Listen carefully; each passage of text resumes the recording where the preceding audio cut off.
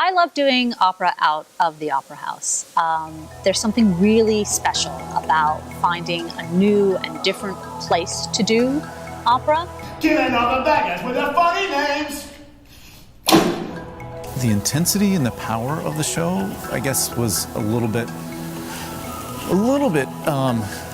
don't know if it was shocking or surprising necessarily, but I guess I expected maybe there to be a little bit more of a lull here and there, but I kind of felt like it was full throttle the whole time. When I enter combat in my room stage, I listen to Metallica to keep me in a rage.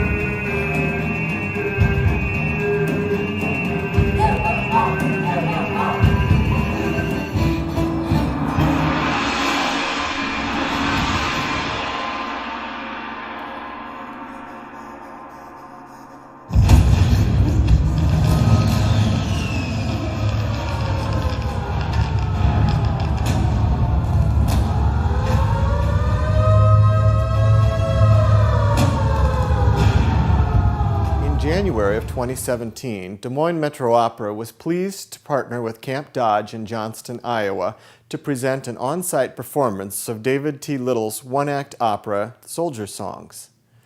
The opera was part of our Second Stages series, which aims to strengthen the bonds of community collaboration.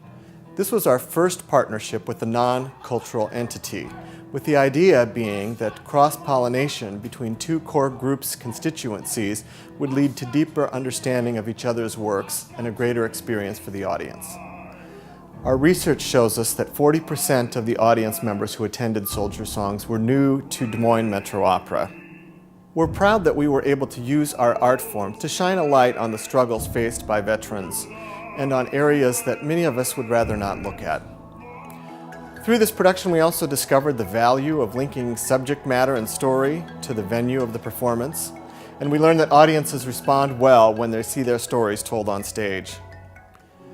This production demonstrated that opera is well equipped, I believe, to deal with topical and current subject matter, and we learned that audiences are very hungry to see new American contemporary operas. One of the interesting things about producing Soldier Songs at Camp Dodge is that it made us rethink what the piece might be about and our approach to the piece. I think when you're doing a piece like this for a civilian audience, you might make it more theatrical or more abstract or a little more, dare I say, artsy-fartsy. Doing it in the reality of the deployment hall at Camp Dodge with military personnel in the audience and as consultants on the piece has made us grounded in a kind of reality that I think is really different and is really interesting. Of course, we've been able to incorporate some actual military equipment into the setting, which is extraordinary. They've given us 2 Humvees to use, which were great, the kind of things we wouldn't be able to build for ourselves. And that lends a kind of reality to what we're doing that we just wouldn't have if we were doing it someplace else. I think it's really easy for combat to feel far away and to feel distant in the mind. And being in this place, it brings it a little closer in a way, which I think is part of what I want the piece to do, is to have civilians understand the difficulty that one experiences in combat, because it is frightening. I mean, the piece has moments that are frightening.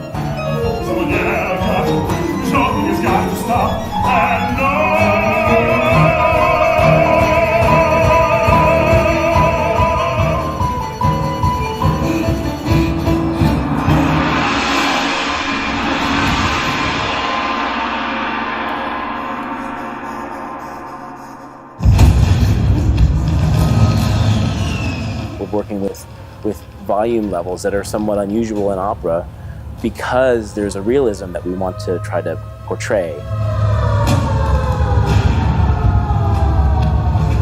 So it makes it kind of a different experience for an opera audience, which I think is great and I think is exciting and kind of pushes the form in that way, but also serves to make that connection in the perception of what war and combat are. There were key moments in each of the three acts that really resonated. The Captain America T-shirt in the childhood. I'm a big superhero buff, and then moving into the second act, I've been deployed 3 times. Once to the Middle East, twice to Afghanistan. So some of the visuals that were on the screens were dead on. Obviously, the uniform he's wearing is current. So, I mean, I've worn that uniform for the last 16 years. And then in the final act, I think the piece was written as it was a transition from him, from Mike as a child to a soldier to an adult. Mike as the soldier was the one that was lost, and that was his father that found out that Mike had been lost. And so that really resonated as well. These personal connections, these bridges that we built, this sort of peaks that we get into what it's like to feel like they feel. I'm not really sure there's another way that you could do that. You could read 1,000 books. You could watch documentaries and movies and look at war footage, but until you actually look in these guys' eyes and you see,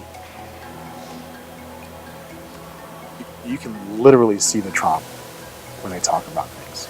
Well, Christine and I had, and Michael Eagle, had the privilege to meet a few Iraq and Afghanistan vets from the Iowa National Guard. Talk as little as we could and just let them sort of tell us what it was like. The thing that I took from that meeting more than anything was how often the things that they said, unprompted, extemporaneously, mirrored what I say here on the stage. There were several times we just look at, like I would look at Christine like, I say that. You feel like, okay, well, I guess we're on the right track. One of the things that I've really grown to appreciate about this piece, and maybe it's also the context in which we're doing it, is the way that theater can be an emotional experience and not always an intellectual or dramaturgical experience. This is a piece made up of 11 songs, and they're loosely connected together. There's an arc, certainly, but it's a little more abstract than, say, your normal opera. And I've really enjoyed the idea that this is a piece where we can give a flavor of things, try to get to an emotional reality, pose a lot of questions about the experience of being an American soldier and what that means, but not necessarily try to answer all of those questions. So I think this is a piece that allows the audience space to have an emotional connection, to have an intellectual opinion, and maybe to ask some questions themselves of what it is we ask people to do and the way that we receive them back after they've done it. I think this is huge in building that connection and that empathy.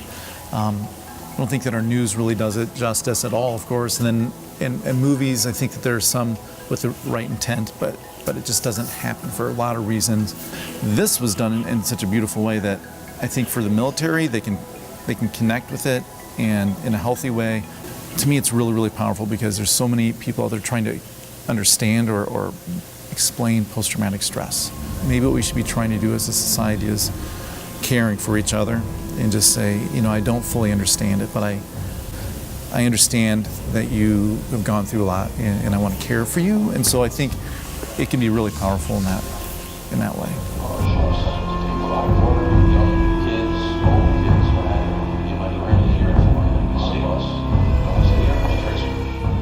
At Des Moines Metro Opera, our programming goals include featuring the stories of our own time. By so doing, we believe that we create an environment in which the arts are in meaningful exchange with the audience. Our performances must include and reflect the struggles faced by families and communities of today. In a world that can seem more and more prone to division and misunderstanding, musical storytelling through opera allows all of us to experience much more deeply what it means to be human. Thank you for your interest and support in Des Moines Metro Opera's production of Soldier Songs at Camp Dodge.